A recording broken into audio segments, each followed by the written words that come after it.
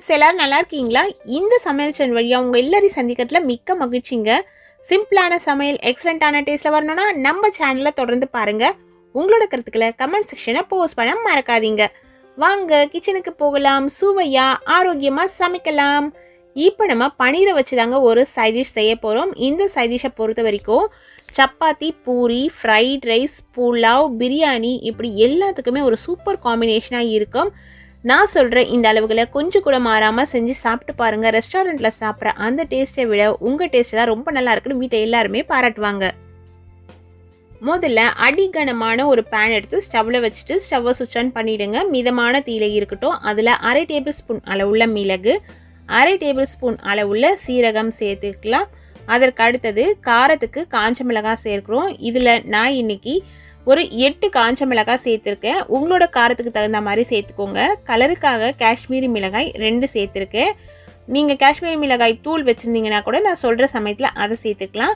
1/2 table spoon அளவுள்ள தனியா, இது எல்லாத்தையும் சேர்த்துட்டு மிதமான தீயில கைவிடாமல் நம்ம வறுத்து எடுத்துக்கணும்.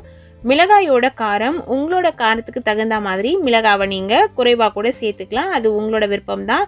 இது நல்லா வறுபட்டுடுச்சு. ட்ரை ரோஸ்ட் தான் பண்ணணும். இப்போ இதை எடுத்து நம்ம தனியாக ஆற வச்சிடலாம். இப்போது அதே பேனில் நெய் சேர்த்துக்கோங்க.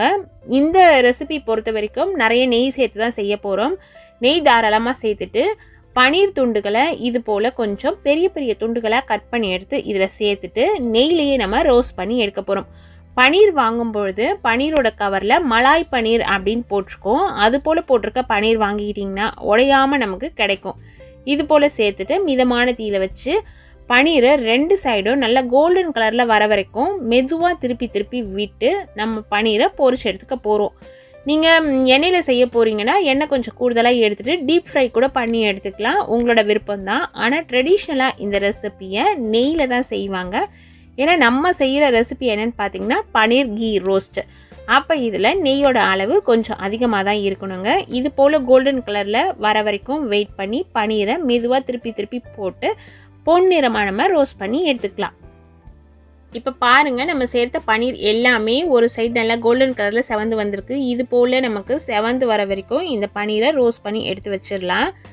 இப்போ நம்ம ஏற்கனவே ஆற வச்சோம் இல்லைங்களா வறுத்து, அதை ஒரு மிக்ஸி ஜாரில் சேர்த்துட்டு அதனோடையே 3 பூண்டு பல் சேர்த்துக்கலாம். பூண்டு பல் இந்த சைஸில் இருந்ததுன்னா 3 சேர்த்துக்கோங்க, இல்லை கூடுதலாக சேர்த்துக்கோங்க. மஞ்சள் பொடி ஒரு 1/4 டேபிள் ஸ்பூன் அளவு சேர்த்துட்டு இது போல் அரைச்சிட்டு ஒரு பாதி எலுமிச்சம் பழத்தை விட குறைவான அளவுள்ள எலுமிச்சை சாறு இதில் சேர்த்துருங்க. எலுமிச்சை சாறு இந்த ரெசிபிக்கு ரொம்பவே முக்கியம். இந்த எலுமிச்சையோட ஃப்ளேவர் ரெசிபிக்கு ஒரு நல்ல ஃப்ளேவரை கொடுக்கும். சேர்த்துட்டு தேவையான அளவு தண்ணி சேர்த்து இதை ஒரு ஃபைன் பேஸ்ட்டாக அரைச்சி எடுத்துக்கோங்க. திரியாக இருக்கக்கூடாது. இது போல் நல்லா ஃபைன் பேஸ்ட்டாக நம்ம அரைச்சி எடுத்துக்கணும். உங்களுக்கு எலுமிச்சை அலர்ஜி அப்படின்னா நீங்கள் ஸ்கிப் பண்ணிவிடுங்க. அதில் ஒன்றும் தவறில்லை. அதற்கு அடுத்தது அடிகனமான ஒரு பேன் எடுத்துக்கலாம். அந்த பேனில் தேவையான அளவு நெய் சேர்த்துக்கலாம். நெய் நிறைய வேணாம் திகட்டும் நினச்சிங்கன்னா நீங்கள் வேணால் எண்ணெய் சேர்த்துக்கோங்க. அதில் ஒரு மீடியம் சைஸில் இருக்கிற வெங்காயத்தை நல்லா பொடியாக கட் பண்ணி எடுத்து சேர்த்துக்கோங்க. எந்த அளவு பொடியாக கட் பண்ண முடியுமோ அந்தளவு பொடியாக கட் பண்ணி எடுத்து சேர்த்துட்டு இது போல் பதம் வர வரைக்கும் நல்லா வதக்கிடுங்க. இப்போது இந்த சமயத்தில் நம்ம ஏற்கனவே வறுத்து அரைச்சி எடுத்து வச்சுருக்கோம் இல்லைங்களா, அந்த விழுதை இதில் எடுத்து சேர்க்குறோம். இதில் எடுத்து சேர்த்துட்டு மிக்ஸி ஜாரில் கொஞ்சமாக தண்ணி விட்டு அலசி அதையும் இதில் எடுத்து சேர்த்துடலாம். இந்த ரெசிபிக்கு தேவையான அளவு உப்பு இதில் சேர்த்துக்கலாம். கல்லுப்பு 1/4 டீஸ்பூன் அளவு நான் சேர்த்துருக்கேன். உங்களோட சுவைக்கு தகுந்த மாதிரி உப்போட அளவு பார்த்து சேர்த்துக்கோங்க. இப்போ இந்த மசாலா பொருட்கள் எல்லாமே பச்சை மணம் போகிற வரைக்கும் நமக்கு நல்லா கொதிச்சு வரணும்.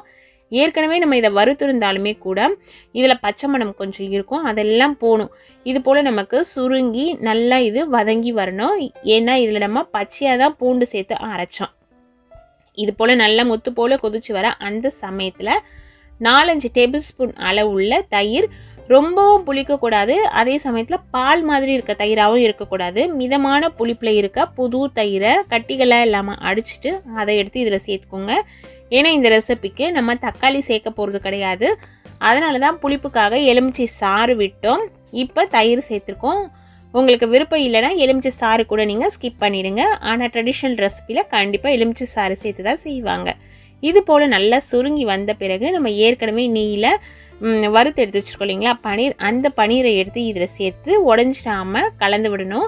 பன்னீர் சேர்த்துட்டு ஒரு 4-5 நிமிஷம் இந்த கிரேவியோடு இது நல்லா சுருங்கி லோ ஃப்ளேம்லேயே நமக்கு இது போல் ரெடியாகி வரும். அப்போ தான் இந்த காரம் எல்லாமே பன்னீரில் ஊறும். காரம், அந்த புளிப்பு, அந்த உப்பு எல்லாமே பன்னீரில் நமக்கு ஊறி சூப்பராக நமக்கு பன்னீர் கிரேவி ரெடியாகி வரும்.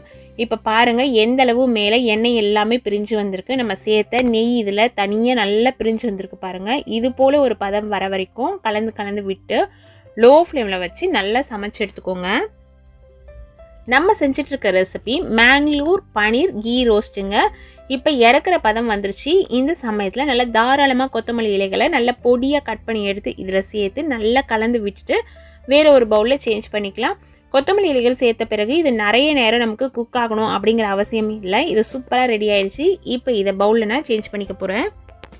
ரொம்ப சிம்பிளான இந்த ரெசிப்பியை ரெஸ்டாரண்ட்டில் போய் சாப்பிடும்பொழுது அந்த மெனு கார்டில் அந்த ரேட்டை பார்க்கும்போதே நமக்கு மயக்கம் வந்துடுங்க.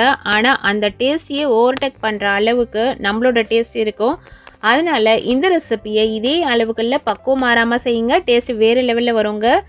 இது போல் நல்ல நல்ல ரெசிபிஸ் தெரிஞ்சுக்கணுன்னா நம்ம சேனலை தொடர்ந்து பாருங்கள். சுவையாக சமைச்சு சாப்பிட்டுட்டு மகிழ்ச்சியாக வாழுங்க.